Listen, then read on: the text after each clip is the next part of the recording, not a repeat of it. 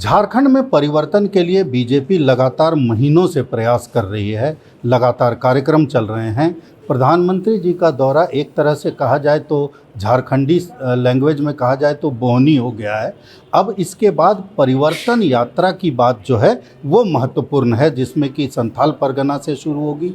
बड़े बड़े नेता उसमें आएंगे। परिवर्तन यात्रा को लेकर लगातार बैठकों का दौर चल रहा है। हमारे साथ बाबूलाल जी हैं। बाबूलाल जी बताएंगे, जितना संभव होगा बताएंगे, क्या परिवर्तन यात्रा को लेकर के क्या योजना है। देखिए, परिवर्तन यात्रा पूरे झारखंड में 6 परिवर्तन यात्रा निकलने वाला है। 6 स्थानों से निकलेगी और 6 स्थानों पर समाप्त होगा।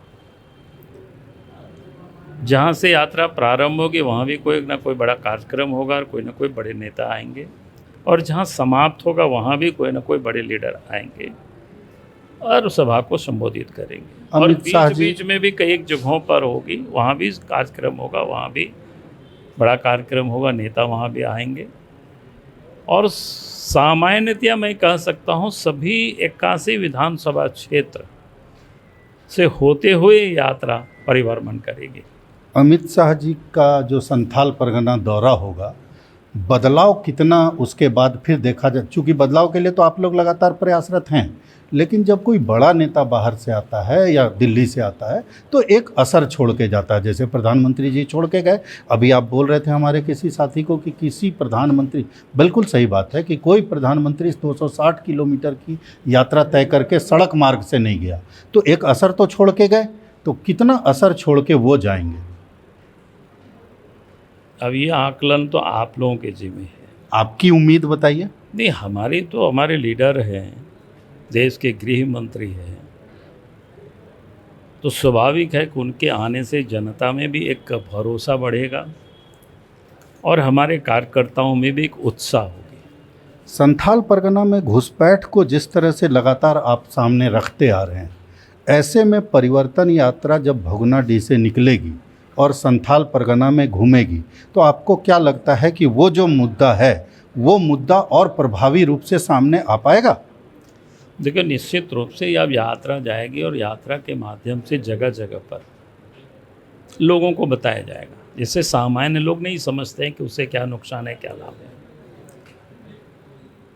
हमने कहा कि वहाँ जिस प्रकार से आदिवासियों की आबादी में जो कमी आई है इन 60 वर्षों में, जहाँ 1951 में 44% थे, वहाँ पर आज 28% है, यानी 16% की कमी आई।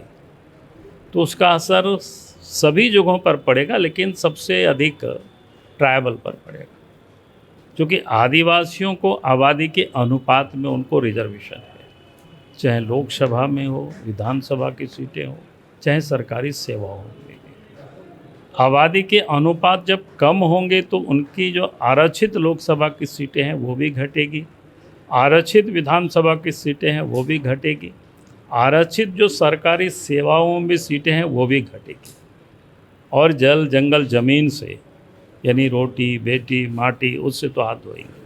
बाबूलाल जी, एक अंतिम सवाल, थोड़ा पूछने में संकोच हो रहा है लेकिन आपसे पूछ सकते हैं, आप इस तरह के सवालों का जवाब देते रहें। झारखंड में चुनाव से पहले बीजेपी में ढेर जोगी मठ उजाड़ वाली कहावत नहीं हो रही है? इतना नेता कंफ्यूज हो गया है समाज। कहीं कोई कंफ्यूज नहीं है, आप लोग कंफ्यूज मत करिए। भाई, नेता है, अच्छी बात है। हम विश्व की सबसे बड़ी पॉलिटिकल पार्टी हैं, देश की भी सबसे बड़ी पार्टी है, और 365 दिन काम करने वाली पार्टी है, इसलिए कोई कंफ्यूज नहीं। हमारे सामने नेशन फर्स्ट है, उसके बाद पार्टी, उसके बाद व्यक्ति।